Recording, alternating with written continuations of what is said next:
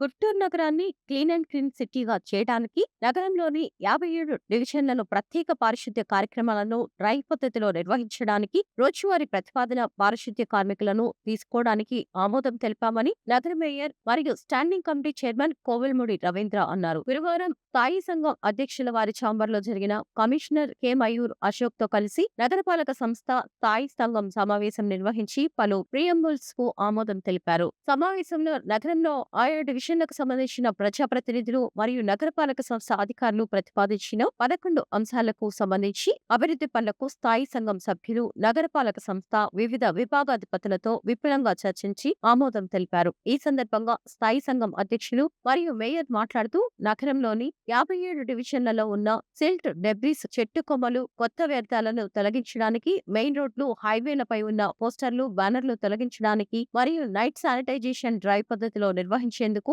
ప్రత్యేకంగా తాత్కాలిక పద్ధతిన రోజువారీ కూలీల అవసరం ఉన్నందున ప్రజారోగ్యం అధికారుల సిఫార్సు మేరకు తాత్కాలిక పద్ధతిన పారిశుద్ధ్య కార్మికులను తీసుకోవడానికి ఆమోదం తెలిపామన్నారు. ఎన్టీఆర్ స్టేడియం వద్ద గల షాపింగ్ కాంప్లెక్స్ ఖాళీగా ఉన్న షాపులకు నిబంధనల మేరకు ఆక్షన్ నిర్వహించి షాపులను కేటాయించామన్నారు. నగరపాలక సంస్థలో విధులు నిర్వహిస్తున్న ఉద్యోగులకు నిబంధనల మేరకు రావాల్సిన ప్రమోషన్స్ ఇవ్వడానికి ఆమోదం తెలిపామన్నారు. గుంటూరు నగరంలో అభివృద్ధి పనులు నిర్వహించడానికి మరియు మౌలిక సదుపాయాలు మెరుగుపరచడానికి ఆమోదం తెలిపామని, ప్రజాప్రతినిధులు మరియు ఉన్నతాధికారుల పరిశీలనలో గుర్తించిన ప్రజా సమస్యల పరిష్కారంలో భాగంగా డివిజన్ల వారీగా ప్రాధాన్యత క్రమంలో సీసీ రోడ్లు, డ్రైన్లు మరియు కల్వర్టర్ల నిర్మాణాలకు ఆమోదం తెలిపామన్నారు. సదర్ సమావేశంలో స్థాయి సంఘం సభ్యులు Eranti Varaprasad, Sheikh Meeravali, Kommineni Koteswararao, Nukkavarapu Balaji, Dasari Lakshmi, Durga, Muppavarapu Bharati, deputy commissioners B Srinivasarao, Venkata Krishnaiah, నగరపాలక సంస్థ SEG Venkateswararao, CMOH doctor Shanti కళ,